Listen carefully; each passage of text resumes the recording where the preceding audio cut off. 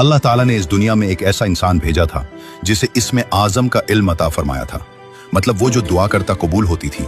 और फिर उसने एक ऐसी हरकत की कि अल्लाह ने खुद उसको कुरान में कुत्ता करार दिया है। ये उस वक्त की बात है जब हजरत मूसा अलैहिस्सलाम के जमाने में बनी इसराइल में एक बहुत बड़ा आलिम और आबिद था जिसका नाम बलअम बाउरा था। वो दिन रात इबादत करता और लोगों को दीन सिखाता था। जब हजरत मूसा अलैहिस्सलाम अपनी कौम के साथ मिस्र से निकलकर फलस्तीन की तरफ आए तो रास्ते में एक इलाके बल्का से गुजरे। वहां एक जालिम बादशाह बल्क हुकूमत करता था। बादशाह ने जब सुना कि मूसा की कौम बहुत ताकतवर है, समंदर उनके लिए फट गया था, तो बादशाह खौफजदा हो गया और बलम के पास आया। उसने ढेरों सोना, चांदी, जायदादें और तोहफे बलम के सामने रखे और कहा, मूसा की कौम के खिलाफ बद्दुआ करो, ये तमाम दौलत तुम्हारी हो जाएगी। बलम ने रात को अल्लाह से दुआ की।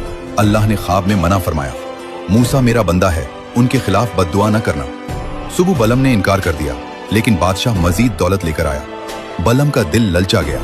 बीवी और बच्चे भी दबाव डालने लगे। बलम ने दोबारा दुआ की, लेकिन इस बार दिल में दौलत की मोहब्बत थी। अल्लाह ने आजमाइश में इजाजत दे दी। अगले दिन बलम अपनी गधी पर सवार होकर एक पहाड़ की चोटी पर गया, जहां से बनी इसराइल का पूरा कैंप नजर आता था। जब बलम ने इसमें आजम पढ़कर बद्दुआ शुरू की तो इंतहाई अजीब बात हुई। उसकी जबान से बद्दुआ की बजाय उल्टा दुआ निकलने लगी और उसकी जबान खुद ब खुद पुकार उठी, ए अल्लाह, मूसा और उनकी कौम को कामयाबी अता फरमा, उन पर अपनी रहमत नाजिल फरमा, उनको फतह दे। उसने दोबारा कोशिश की, फिर तीसरी बार, मगर हर बार उसकी जबान से मूसा अलैहिस्सलाम के हक में दुआएं निकलती रहीं। अल्लाह ने उसकी जबान को पलट दिया था। और फिर बलम ने शैतानी तदबीर सोची। उसने बादशाह से कहा, खूबसूरत औरतों को बनी इसराइल के पास भेजो, जब वो गुनाहों में मुब्तला होंगे तो उन पर अल्लाह का अजाब आएगा। और यह मंसूबा कामयाब हुआ। कुछ लोग फितने में फंस गए, ताउन की बीमारी फैल गई और 24,000 लोग हलाक हो गए।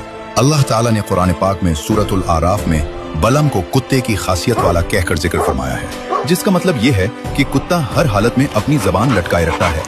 भूखा हो या पेट भरा हो, गर्मी हो या सर्दी, हर वक्त उसकी जबान बाहर निकली रहती है। बाज़ उलमा कहते हैं कि बलम की जबान हकीकत में लटक गई थी। अल्लाह ने उसे इतनी शदीद रुसवाई दी कि उसकी जबान मुंह से बाहर निकल आई और वो कुत्ते की तरह बदसूरत नजर आने लगा। लोग उससे नफरत करने लगे थे।